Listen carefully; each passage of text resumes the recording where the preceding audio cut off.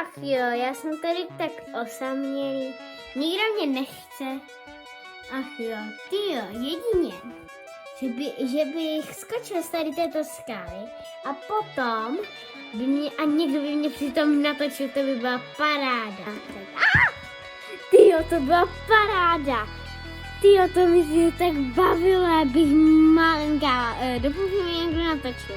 Pozor, pozor, oznamujeme, že jsme dneska viděli nějakého šílence, jak skáče ze skály.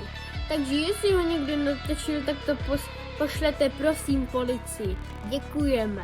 Hele lidičky, já jsem si teďka koukal na zprávy. A prý, že oni mě viděli, jak jsem skákal. A jestli mě někdo natočil, tak to mají poslat policii. A sakra. Tak ach jo. To bylo teda blbý nápad. Au, to bolelo sakra. Pozor, pozor, natočit.